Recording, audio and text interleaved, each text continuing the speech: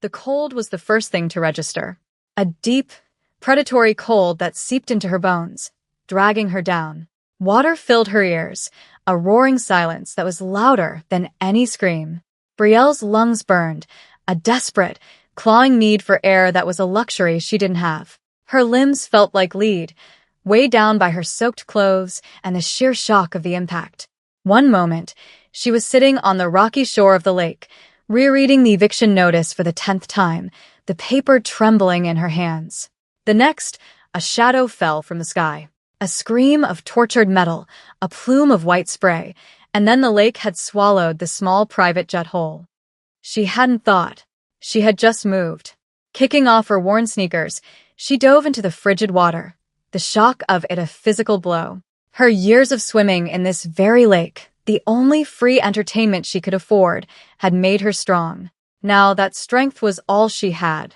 The plane was a mangled ghost beneath the murky surface, a dark shape against the deeper dark. A single hand was pressed against the inside of a fractured window, a pale flag of life. Breaking the surface, gasping for air, she dove again, her target locked. The door was jammed. She pulled, her muscles screaming in protest, the metal groaning. It gave with a sickening wrench. Inside, the cabin was a vortex of churning water and floating debris. Only one person was visible, a man slumped in his seat, his head bleeding from a gash near his temple. The water was rising fast. She fumbled with a seatbelt buckle, her fingers numb and clumsy. It finally released. He was heavy, a dead weight of muscle and fine tailoring. She wrapped her arms around his chest from behind, kicking for the surface, for life. The fight was brutal.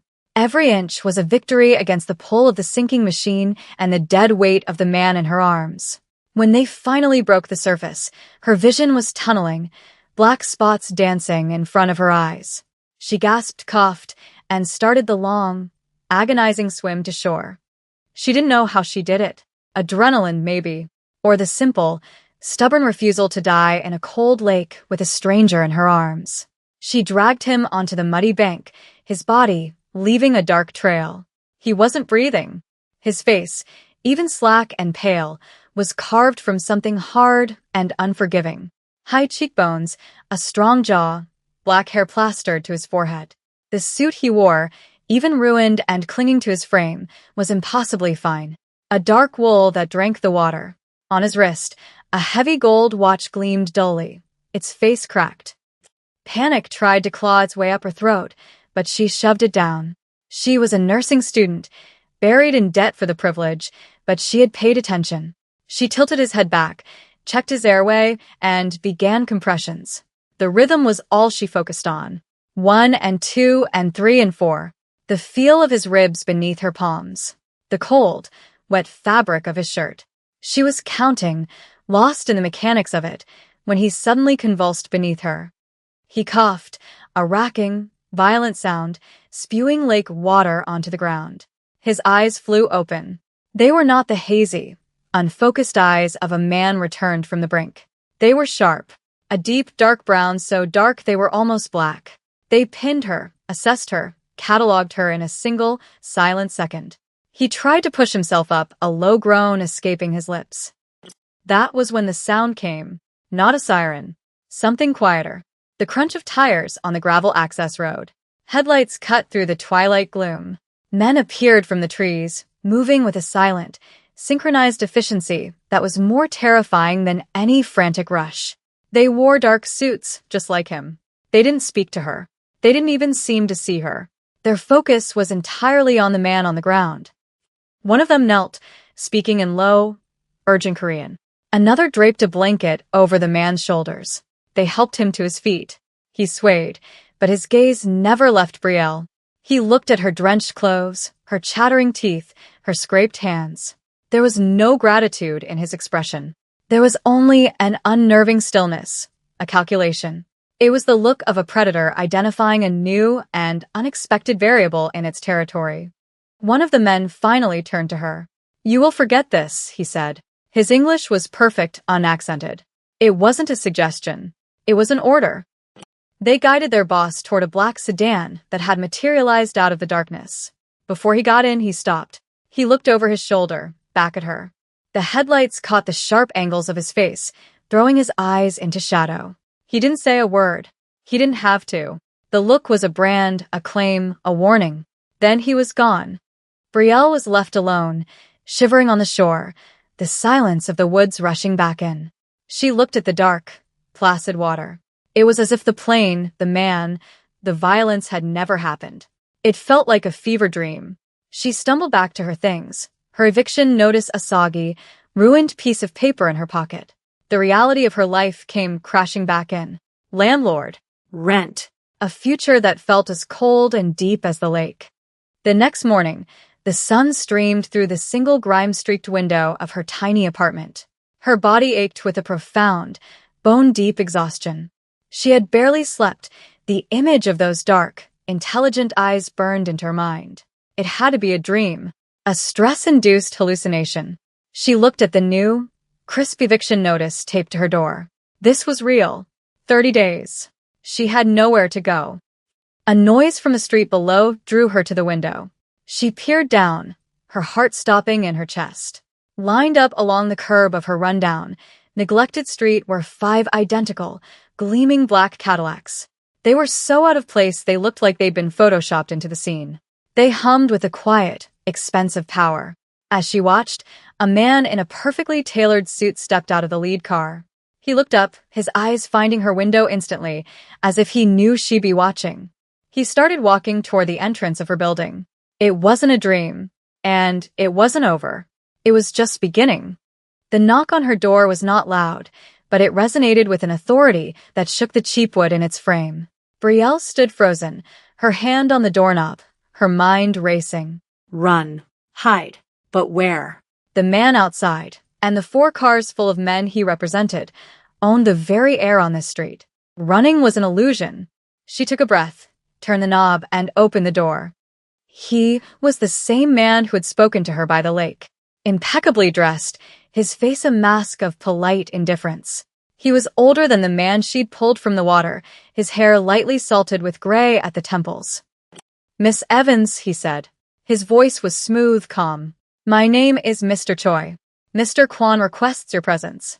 It was phrased as a request, but the steel in his eyes made it clear it was anything but. Behind him in the narrow, peeling hallway, her landlord, Mr. Henderson, was hovering, his face a mixture of confusion and avarice. He'd clearly been on his way up to harass her about the rent.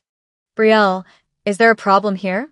Henderson asked, his eyes flicking from Mr. Choi's expensive suit to the line of Cadillacs visible through the grime of the hall window. Mr. Choi didn't even grant him a glance. His attention remained fixed on Brielle. "There is no problem," he said, his voice dropping a fraction of a degree. "Miss Evans's housing situation has been resolved. A new residence has been arranged for her." Henderson's jaw dropped. Brielle stared at Choi, bewildered. "Resolved? What are you talking about?"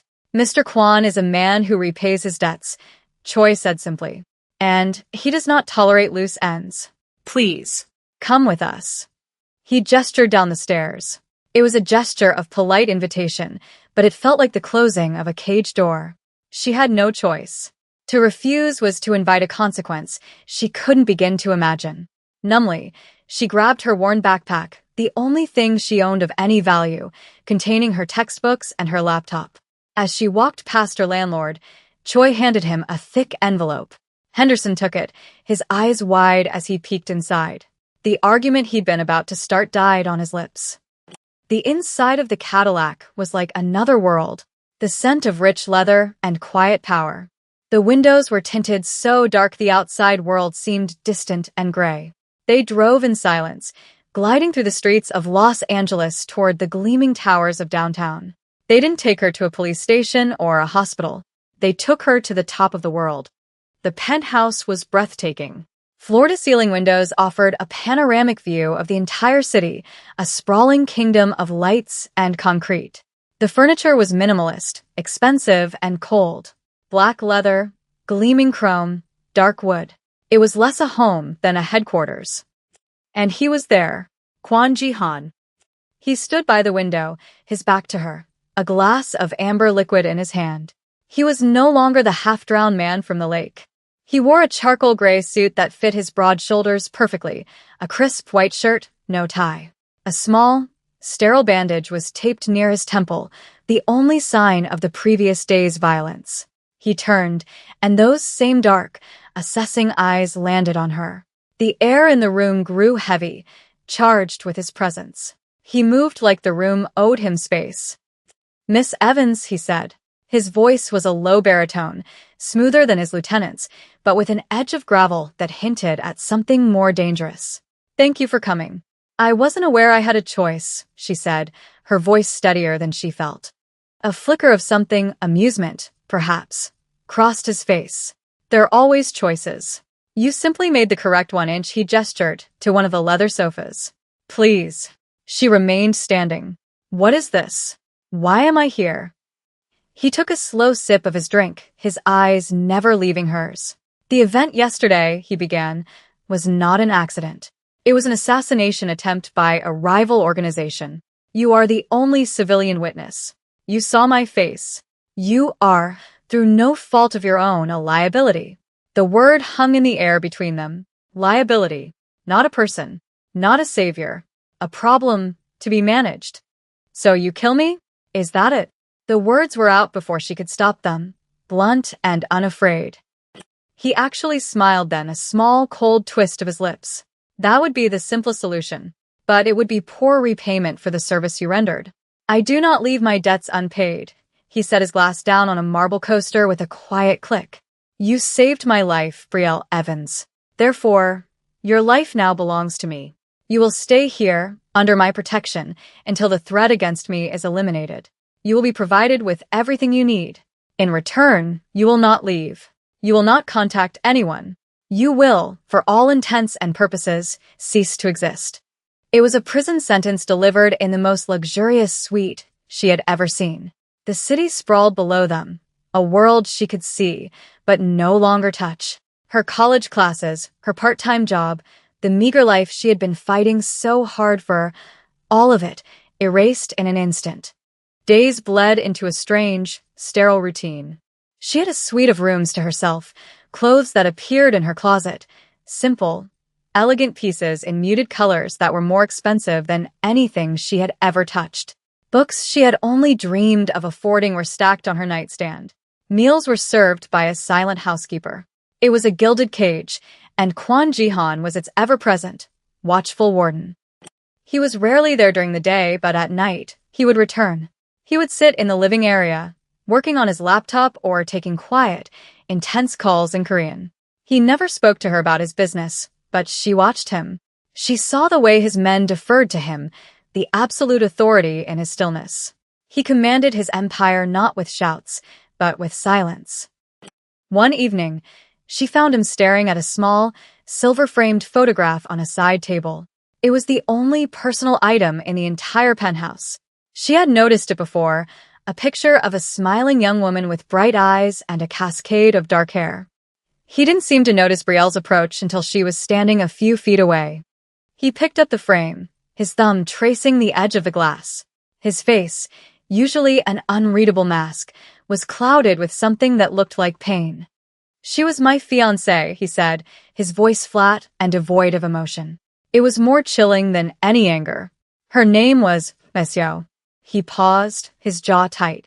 A rival thought he could use her to control me. He miscalculated. But his men were careless. She was caught in the crossfire. He looked from the photo to Brielle, and his eyes were cold, dead things. She died because an outsider, a civilian driver, saw something he shouldn't have. He panicked. He drove the car off the road during the chase. He lived. She did not. He placed the frame back down with surgical precision. I learned a valuable lesson that day. There is no room for variables. There is no room for outsiders. I will not make that mistake again. She understood then. This wasn't just about protecting a witness.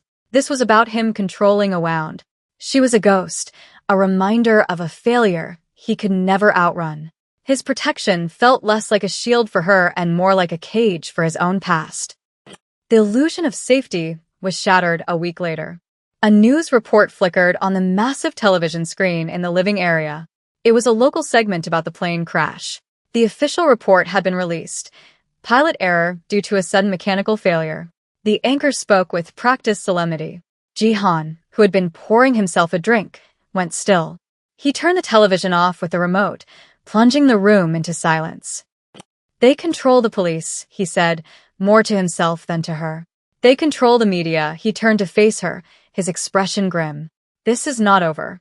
They are closer than I thought. The threat was no longer an abstract concept. It was a living, breathing thing that could twist reality to suit its needs, and it was hunting for him. A few nights later, a fire alarm blared through the building, a shrill, piercing sound that cut through the quiet luxury of the penthouse. Red lights flashed along the hallways. An automated voice instructed residents to evacuate via the stairwells. Jihan's men, including Mr. Choi, moved instantly, a flurry of controlled, professional panic. Their first priority was Jihan. They flanked him, guns drawn beneath their jackets, moving him toward a secure exit. In the chaos, no one was watching Brielle. She saw her chance. A clear path to a different emergency exit, away from them. Freedom. She could disappear into the screaming crowds, melt back into the city. She could run. Her feet carried her a few steps down the hall before she stopped. She looked back. Amidst the flashing lights and the movement of his men, Kwon Jihan was standing perfectly still. And he was watching her. He knew. He could see the choice laid out before her, the open door to her old life. He didn't move to stop her. His face was unreadable, but his eyes held a question. She thought of the eviction notice, of the gnawing, constant anxiety of her poverty, of a life spent running just to stand still. Then she thought of the photograph of Min Seo and the raw, controlled pain in his voice. She thought of the man who saw her not as a hero, but as a variable he had to control, a ghost he had to contain. Deliberately, she turned away from the exit. She walked back through the chaos, back toward him and his men, her steps sure and steady. She stopped before him, meeting his gaze. The alarm continued to shriek around them. Later, after it was declared a false alarm, a minor kitchen fire on a lower floor, the silence of the penthouse felt different. Deeper. He found her on the main balcony, the city lights a glittering tapestry below. The wind was cool, whipping a few of her curls across her face. You should have run, he said without turning around. His voice was a low rumble against the hum of the city. Where would I go? She asked, walking to stand beside him at the railing. Anywhere, he answered. Back to the life you had. The life I had was an eviction notice and 2 packs of ramen for dinner. The admission was bitter on her tongue. This is different. He finally turned his head, his profile sharp against the city glow. His eyes searched hers, digging for a truth she wasn't ready to give. Why did you stay, Brielle? I don't know, she lied. The silence stretched between them, thick with the things they couldn't say. He was so close she could smell the faint, clean scent of his cologne, something like cedarwood and cold night air. His presence was a physical weight. He lifted his hand, his movements slow, deliberate. His fingers, surprisingly warm, brushed a stray curl from her cheek. The touch was feather-light, almost accidental, but it sent a jolt straight through her, a current of heat that had nothing to do with the cold night air. He let his hand drop, but the ghost of his touch lingered on her skin. The next day, Mr. Choi found her in the small library off the main living area. He stood in the doorway, his posture rigid. A word of advice, Miss Evans, he said, his tone polite as always, but with an undercurrent of ice. Do not mistake the boss's interest for kindness. He is a collector of rare and beautiful things. He is also known to break them when they no longer serve their purpose. The warning was delivered without malice, a simple statement of fact. It chilled her more than any overt threat could have. The enemy made their move 2 nights later. It was not subtle. The first sign was the sound of silenced gunfire from the hallway, a series of soft coughs. Then the reinforced glass of the main window spiderwebbed inward, a percussive crack that echoed like thunder. Men in black tactical gear rappelled down the side of the building, smashing through the weakened panes. Chaos erupted. Jihan's men returned fire, the penthouse transforming into a war zone of muzzle flashes and shouting. Jihan moved with a terrifying, lethal grace. A handgun appeared in his hand, as if from nowhere. He didn't waste movements. Each step was calculated, each shot precise. He grabbed Brielle, shoving her behind a thick marble bar, his body a solid shield in front of her. "Stay down," he commanded, his voice a low growl. She crouched, her heart hammering against her ribs, the air thick with the smell of cordite. She watched him, mesmerized by his deadly efficiency. He was not a businessman playing at violence. He was a predator in his natural element. A bullet ricocheted off the marble near her head, and he shifted, covering her more completely. Another shot, and he grunted, a sharp intake of breath. She saw the dark stains spread across the sleeve of his white shirt, just below the shoulder. Blood. For a single, terrifying moment, the world stopped. The fear that shot through her was not for herself. It was for him. Sharp, visceral, and utterly consuming. He glanced down at his arm, his expression one of annoyance rather than pain, and kept firing. One of the attackers, agile and quick, slipped past Jihan's guards. He vaulted over the bar, landing beside her. He grabbed her hair, yanking her up, his arm locking around her throat. He pressed the cold metal of a pistol to her temple.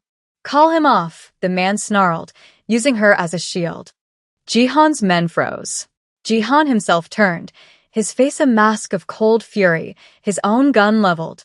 The attacker grinned, thinking he had won. But he hadn't accounted for Brielle. Adrenaline surged through her, hot and white. She wasn't the girl from the lake anymore. She wasn't a witness. She was part of this. Without thinking, her hand shot out, grabbing a heavy crystal decanter of whiskey from the bar shelf. With all her strength, she swung it backward, smashing it against the side of the man's head. The impact was sickeningly solid. His grip loosened, his eyes wide with shock. He staggered but didn't go down. Brielle didn't hesitate. She brought the jagged, broken neck of the decanter around, driving it into his thigh. He screamed, a raw, agonized sound, and collapsed, clutching his bleeding leg. The room fell silent except for the man's pained whimpers. Jihan's men subdued him in an instant. Brielle stood there, breathing heavily, the broken decanter still clutched in her hand. Her knuckles were bleeding where a shard of glass had sliced them. She looked down at the man on the floor, then at her own hands. She had just crossed a line she could never uncross. The act of violence hadn't felt heroic. It had felt necessary, instinctual. Jihan walked toward her, his eyes unreadable. He looked at the downed man, then at her. Something shifted in his gaze, a flicker of dark approval, of recognition. He gently took the broken glass from her hand, his fingers brushing against her bloody ones. Later, after the bodies had been removed and the mess was being silently and efficiently erased by a cleanup crew, she found the first aid kit. He sat on the edge of the sofa, having shed his ruined jacket, and allowed her to clean and stitch the bullet graze on his arm. Her nursing school skills came back to her, her hands moving with a focus that belied their slight tremble. He was completely still, watching her face, not the needle. The silence in the room was a living thing. "You saved my life," she said, her voice barely a whisper. "At the lake. And you saved mine tonight," he replied, his voice a low murmur. She finished the last stitch, her fingers brushing his skin. The heat was still there, a low thrum of awareness between them. "I told myself," he said, his voice so quiet she had to lean closer to hear, "that keeping you here was a tactical necessity. A way to control a dangerous variable." He met her eyes, his gaze intense, stripping away all her defenses. "It is no longer just a necessity, Brielle." He said her name, and the sound of it was different. It wasn't just a label. It was a brand, a claim, an admission of something far more dangerous and binding than love. It was a confession of possession. The rival organization, led by a man named Park Min-jun, was wounded but not broken. The failed assault on the penthouse had made them desperate. They changed tactics.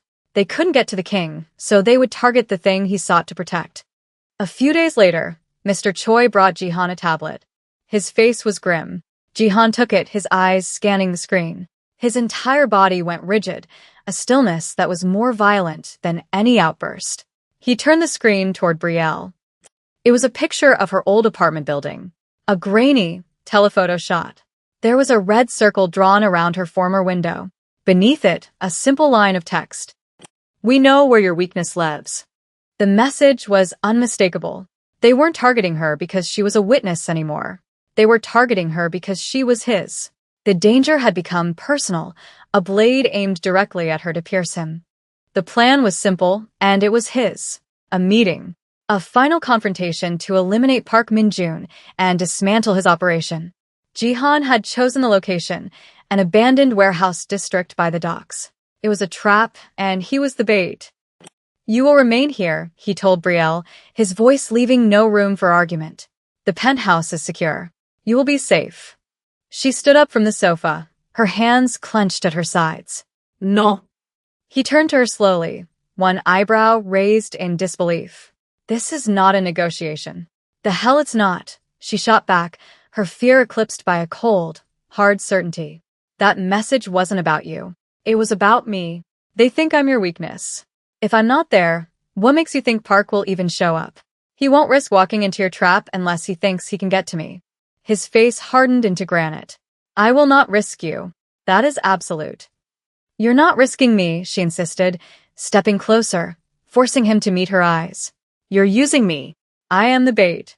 Let me be the bait." She saw the war in his eyes, the cold tactician battling the man who had lost someone once before. "I'm not Minessio," she said, the name a stone between them. "I'm not fragile, and I am not the same girl you pulled from a lake." "I will not lose you," he said, the words raw, torn from a place deep inside him he kept locked away. "You won't," she promised, her voice softening, "because we're going to do this my way." The warehouse smelled of rust, salt, and decay. Jihan had men in position, hidden in the shadows, but the main floor was left intentionally empty. He stood in the center, a solitary figure under a single bare bulb. Brielle was hidden in a small office overlooking the floor, a vantage point they had agreed upon. He had given her a small radio. Park arrived with more men than anticipated. He wasn't stupid. He strode into the light, his eyes scanning the empty space. "Kwon Jihan," he sneered. "Alone?" I'm disappointed. "I was hoping you'd bring your new pet." "She is not your concern," Jihan said, his voice lethally calm. "Oh, but she is," Park laughed. "A man like you doesn't keep a stray unless she means something. Show her to me, and maybe we can end this without so much bloodshed." That was her cue. Brielle keyed the radio. Now. It wasn't a fire she started. It was a diversion. A series of small, remote-triggered smoke emitters she had helped one of Jihan's tech experts devise. Thick, non-toxic smoke began to billow from vents near the ceiling, obscuring sightlines and creating chaos. Emergency lights began to flash, casting the scene in a disorienting crimson strobing. The firefight was immediate and brutal. In the confusion, Brielle slipped out of the office, her heart pounding. She wasn't the target, but a stray bullet didn't know that. She moved along the wall, using the chaos as cover. Her plan was a lie, a desperate gamble. She found Park near the back, trying to rally his disoriented men. She stepped out of the shadows. "Park Min-yoon." He spun around, surprised to see her. He raised his gun. "Go ahead," she said, her voice steady. "But you should know, your Lieutenant Kong made a deal with Jihan. He gets your territory. All he had to do was tell us how many men you were bringing tonight." It was a complete fabrication, but she said it with absolute conviction. She saw the flicker of doubt in Park's eyes. He glanced over his shoulder at Kong, who was firing at one of Jihan's men. That single moment of hesitation, that fatal second of distrust, was all it took. Jihan emerged from the smoke like a phantom, his movements fluid and silent. 2 precise shots and Park fell. The remaining men, their leader gone, quickly surrendered. Silence descended on the warehouse, thick with the haze of smoke and the metallic tang of blood. Jihan walked through the aftermath, his eyes searching for her. He found her standing by the wall, her hands scraped raw from a fall she'd taken in the dark. He ignored his men, ignored the wounded. He came straight to her. His hands were surprisingly gentle as he checked her for injuries, tilting her chin up to look in her eyes. The cold mask was gone. In its place was a raw, fierce emotion he no longer bothered to hide. "You are not my weakness," he said, his voice rough with the truth of it. He took her hand, lacing his fingers through hers. "You are my empire." He was bleeding from a shallow cut on his cheek, a price paid in the fight. She was covered in grime, her clothes torn. The ordinary world she had come from, the world of college exams and overdue rent, was a foreign country she could never visit again. It had been burned away, leaving only this man, this life. This was the cost. He held her hand tightly and led her out of the warehouse. The first light of dawn was breaking over the city, painting the sky in shades of gray and rose. A line of black Cadillacs waited, silent and ready. He opened a door for her, then slid in beside her. He did not let go of her hand. She did not pull away. The girl who had been dragged into his world was gone. In her place was a woman who was now choosing to walk deeper into it, her eyes wide open to the darkness, her hand held firmly by the king who reigned there.